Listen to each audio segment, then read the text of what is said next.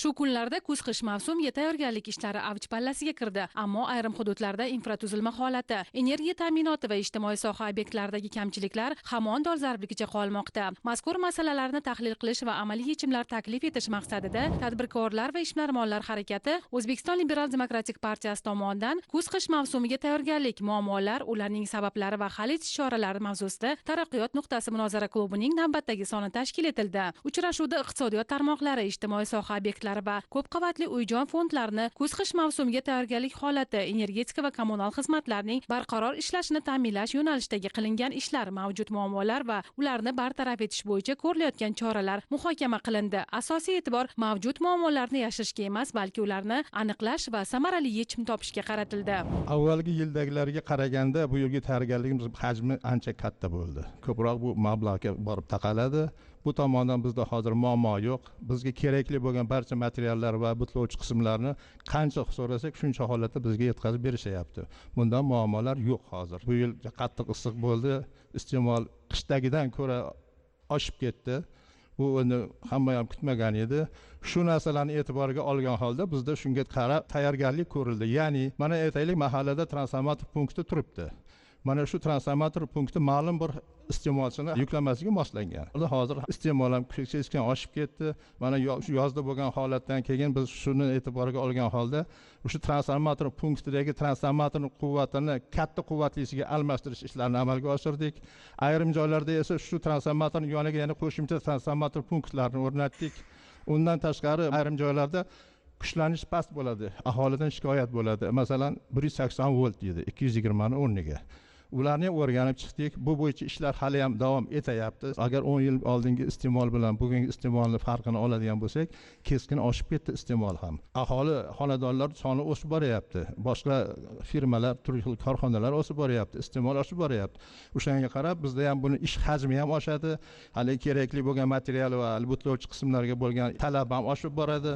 Kuz-qish mavsumida aholini uzluksiz issiqlik va energiya bilan ta'minlash asosiy vazifa hisoblanadi. Muzokaralarda ta'kidlanganidek, ayozli kunlardan aholini betalofat olib chiqish, yuzaga keladigan muammolarni darhol bartaraf etish va bu borada jamoatchilik nazoratini kuchaytirish masalalariga e'tibor qaratish lozim. Qayd etilganidek, joriy yilning o'tgan davrida mamlakatimiz bo'ylab 7455 kilometr elektr uzatish tarmoqlari va 1748 ta transformator punkti yangilandi. Buning natijasida 954 ta mahalladagi 800 mingdan ortiq xonadonlarning elektr ta'minoti yaxshilandi. Shuningdek, 553,8 kilometr uzunlikdagi yuqori va o'rta bosimli gaz tarmoqlari va 971 ta gaz taqsimlash punktlari yangilandi. Modernizatsiya va rekonstruksiya ishlari amalga oshirildi.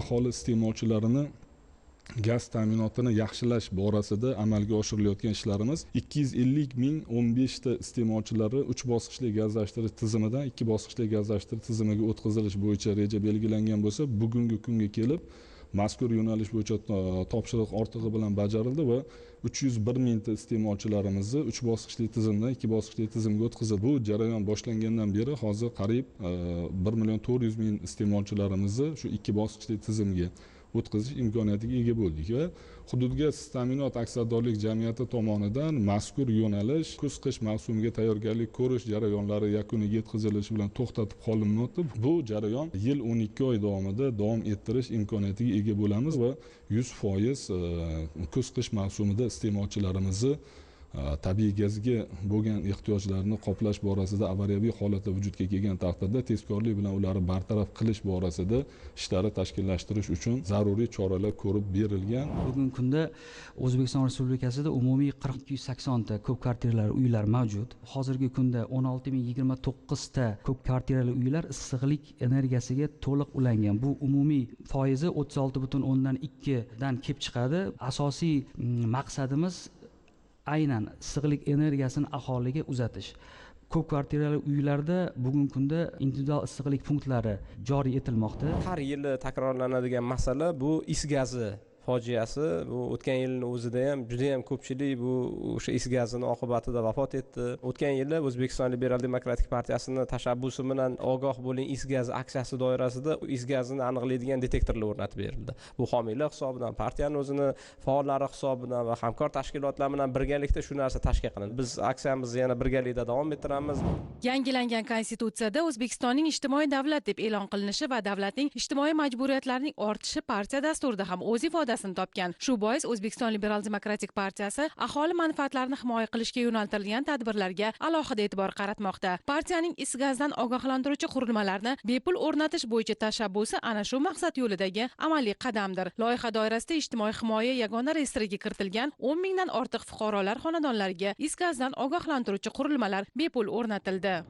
Ma'lumotlarga ko'ra, joriy yilgi dasturga muvofiq hududlardagi 9812 ta ko'p kvartirali uylar kuz-qish mavsumi doirasida ta'mirlandi. O'tgan 2024-yilda esa kuz-qish mavsumiga tayyorgarlik doirasida 5409 ta uy ta'mirlangan. Har qanday holatda ham birinchi navbatda aholi iste'molchilari eng birinchi navbatda turadi. Ularni o'z vaqtida yetarli bosim va hajmda tabiiy gaz yetkazib berish borasida boshqa muqobil energiyadan foydalanish imkoniyati mavjud bo'lgan iste'molchilarga cheklov o'rnatilishi mumkin. Bu narsa faqatgina nima uchun?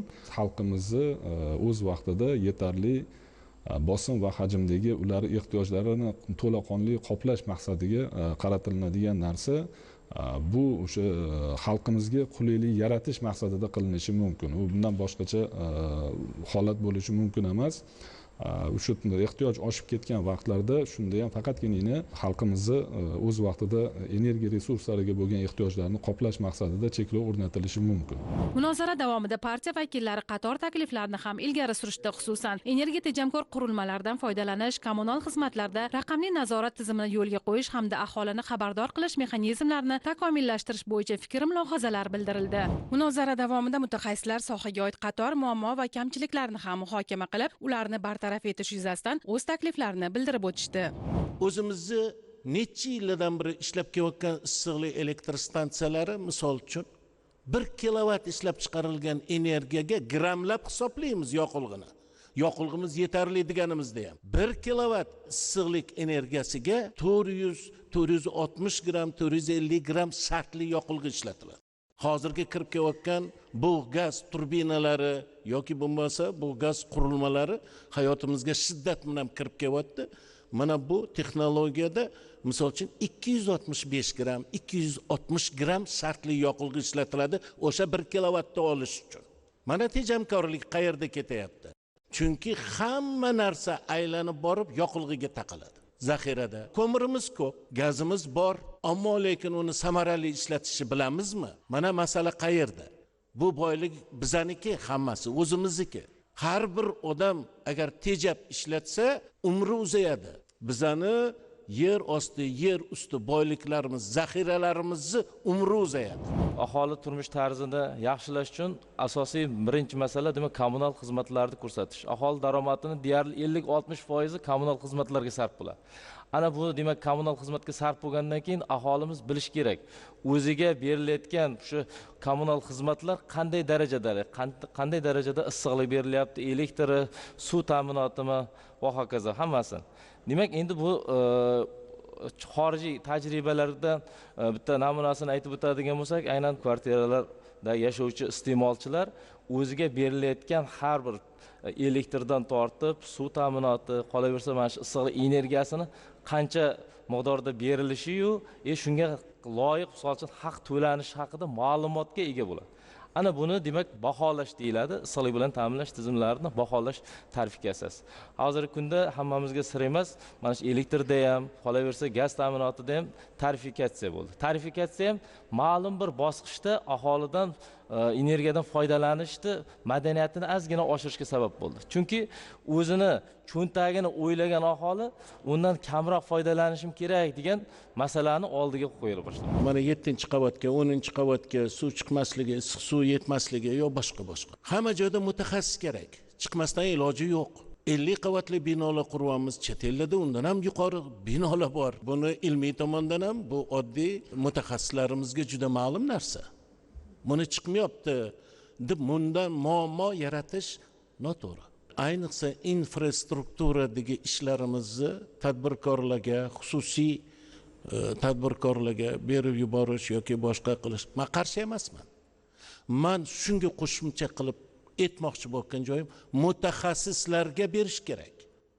Har bir sohani mutaxassisi ishlash kerak. Qaysi bir joyda berilayotgan mahsulotimiz sifatsizmi, demak uni mutaxassis tayyorlamagan. Faqat pulga emas, mutaxassisga bog'liq. Bevosita foydalangan bu ijtimoiy sohalar u qanchalik kuz-qish mavsumiga tayyor. Budjet mablag'lari ajratilgandan keyin o'z maktabgacha maktab ta'lim boshqarmasi bo'ladimi, tibbiyot muassasalari bo'ladimi, ular jonbozlik ko'rib, mazkur mablag'lardan samarali foydalanish choralarini ko'rish kerak. Bu sohada viloyatlarimizda ozgina suskashlik ham yo'lga qo'yilyapti, ya'ni o'sha tender savdolar o'tkazishi yoki bir o'sha tanlovlarni o'tkazilishi, ular bilan shartnomalar rasmiylashtirishi ozgina kechikkan holatlari ham yuzaga kelmoqda. Jamoatchilik nazoratini bizning har bitta hududdagi deputatlarimiz, har bitta hududdagi vakillarimiz bor o'sha ijtimoiy soha obyektlariga borib o'rgangan paytda mas'uliyat his qiladi. Ba'zi korxona nimadan kelib chiqadi? Bu o'zlashtirilmasligi, vaqtida o'zlashtirilmasligi, o'sha befarq bo'lishi natijasida kelib chiqadi. Bugun emas, ertaga uni men tenderga qo'yaman deyishi mumkin. Suskashlikka yo'l qo'yish.